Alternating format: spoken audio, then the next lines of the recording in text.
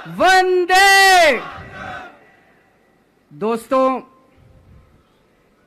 माननीय supreme court ने मुझे 21 दिन की मोहलत दी थी। मैं तहे दिल से सुप्रीम कोर्ट का शुक्रिया अदा करना चाहता हूं, बहुत बहुत। उन्होंने चुनाव प्रचार करने के लिए मुझे ये मोहलत दी थी। 21 दिन कल पूरे हुए। अब यहां से मैं सीधा तिहाड़ जा रहा हूं। ये 21 दिन मेरे लिए बहुत विस्मरणीय है। मैंने एक भी मिनट खराब नहीं किया। रात दिन 24 घंटे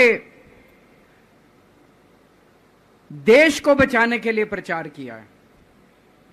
केवल आम आदमी पार्टी के लिए प्रचार नहीं किया, सारी पार्टियों के लिए प्रचार किया। बंबई भी गया, भिवंडी भी गया, हरियाणा भी गया, उत्तर प्रदेश भी गया, पंजाब भी गया, जमशेदपुर भी गया। जहां मौका मिला, जहां जिसने बुलाया, उसी के लिए प्रचार करने के लिए गया, देश बचाने के लिए। मेरे सामने देश था। आम आदमी पार्टी इंपॉर्टेंट नहीं है, आम आदमी पार्टी सेकेंडरी है, पहली हमारे लिए देश है। तो मैं दिल्ली के लोगों को कहना चाहता हूं, आज आपका बेटा दोबारा जेल जा रहा है, इसलिए नहीं कि मैंने कोई भ्रष्टाचार किया है, इसलिए कि मैंने तानाशाही के खिलाफ आवाज उठाने की जरूरत की है।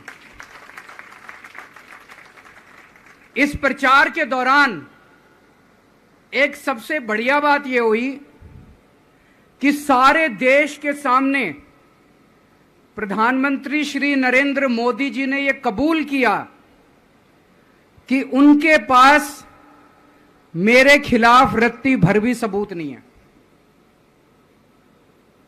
हम कहते थे ना, जब भी हमसे पूछा जाता था कि भाई ये कह रहे हैं 100 करोड़ रिश्वत ली, 100 करोड़ रिश्वत ली, वो 100 करोड़ कहां गया?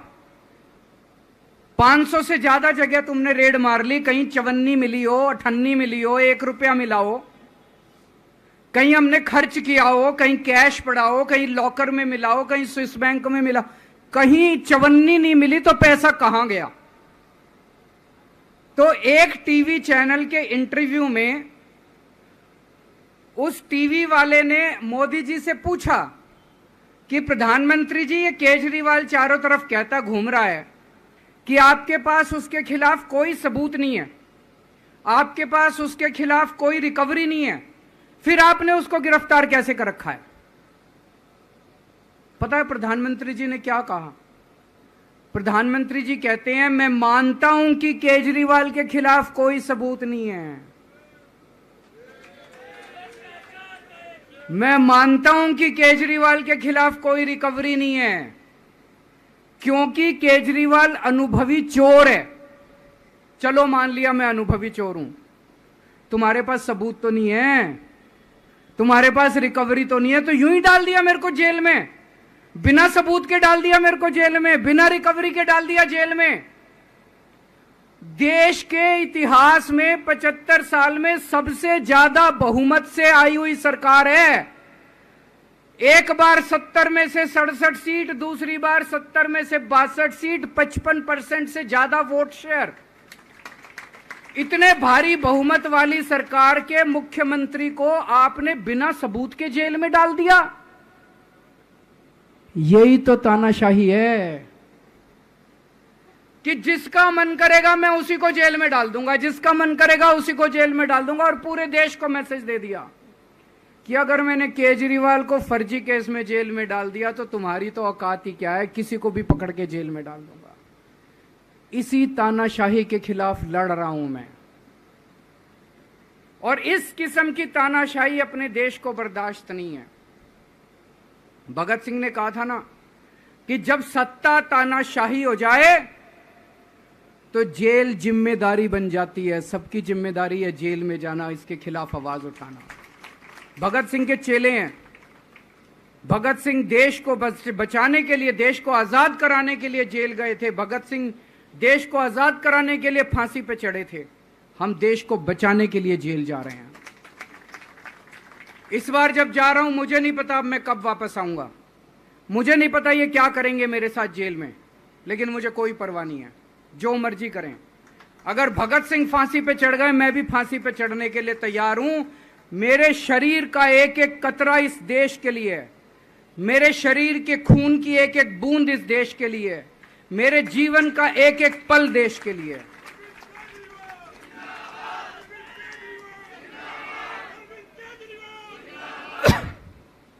अभी मैं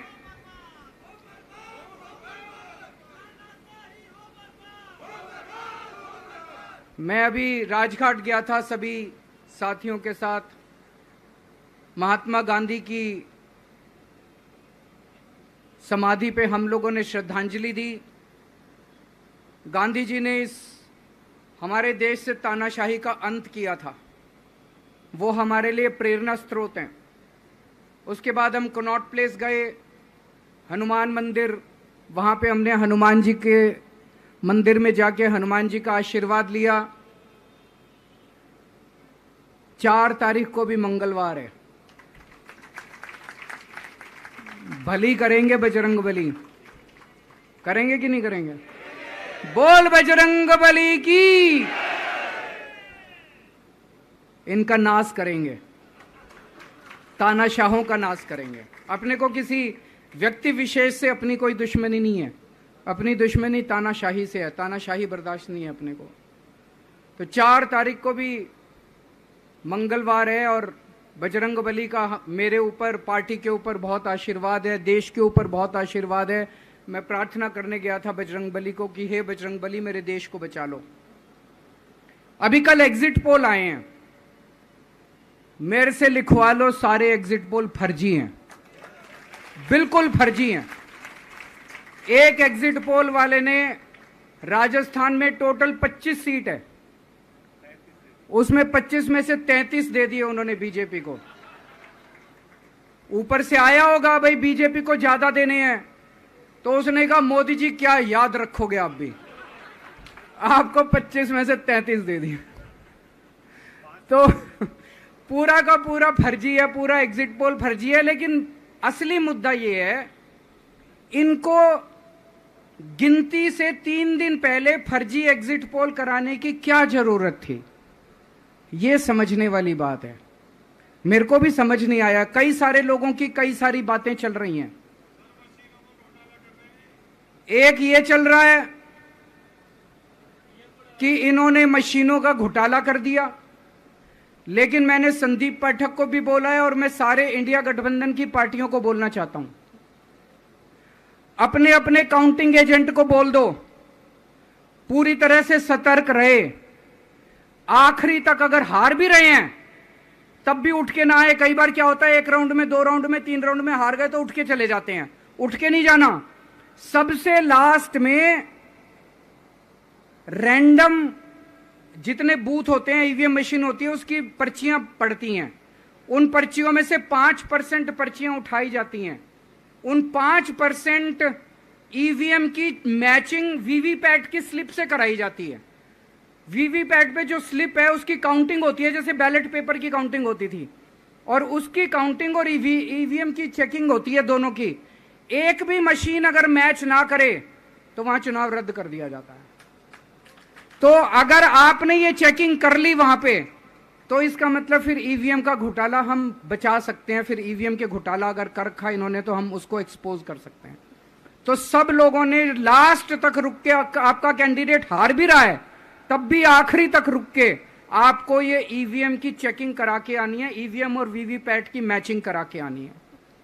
एक थ्योरी ये चल रही है कि इन्होंने इतना ज्यादा सीटें इसलिए दिखाई क्योंकि इनके लोगों ने शेयर मार्केट में इन्वेस्ट कर रखा है, और कल जब शेयर मार्केट खुले तो बम्पर होगा, तो ये अपने शेयर बेच बाच के खुद तो निकल लेंगे। बाकी एक थ्योरी ये चल रही है कि अफसरशाही पे दबाव डालने के लिए अगले 3 दिन में अफसरों से उल्टे सीधे काम कराने के लिए एक माहौल बना दिया गया। भाई आ तो हम ही रहे हैं, तो हमारी बात मानो, उल्टे सीधे काम करो, काउंटिंग में गड़बड़ कराएंगे, सब कुछ करेंगे। लेकिन फिर से मैं कह रहा हूं, अपने को, अपने काउंटिंग एजेंट, एआरओ, सब आरओ, सब लोगों को अपने को ट्रेन करके भेजना है और अपने को चौकन्ना रहना है। बाद में हम कहते रहे इन्होंने ये कर दिया, उसका कोई फायदा नहीं होगा, अभी अपने को चौकन्ना रहना है।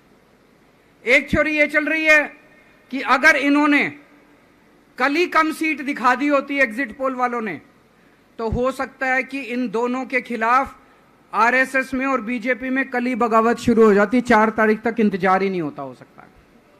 तो कई सारी थ्योरी चल रही हैं, लेकिन अपने को सतर्क रहना है, चौकन्ना रहना है। मेरा अपना मानना है कि 4 तारीख को इनकी सरकार नहीं बन रही है। ये एग्जिट पोल से घबराने की जरूरत ही नहीं है, माइंड गेम है इनका, माइंड गेम खेल रहे हैं। आपको डिस्करेज करने के लिए, डिप्रेशन में डालने के लिए बिल्कुल नहीं जाना। आप उससे जाओ कि आप जीत रहे हो, आप अपने उस कॉन्फिडेंस से जाओ कि आप जीत रहे हो, और आखिरी तक आपको बैठे रहना है, किसी भी हालत में बैठे रहना है आपको। हमें हर एक को लड़ना पड़ेगा। ये चुनाव किसी पार्टी का या किसी नेता विशेष का नहीं है, ये चुनाव इस देश को बचाने के लिए है, इस देश में जनतंत्र को बचाने के लिए है। जिसके लिए भगत सिंह, गांधी जी सब लोग लड़े थे, वही माहौल आज है। जिस तरह से हमने अंग्रेजों को हटाया था, आज इस सत्ता को अपने को हटाना है। तो मैं सभी आप सब लोगों का, सभी साथियों का बहुत बहुत शुक्रिया अदा करना चाहता हूं। बहुत साथ मिला आप लोगों का इन 21 दिनों में। अब जब भी मैं लौट के आऊंगा फिर मिलेंगे आप लोगों से, तब तक के लिए अलविदा।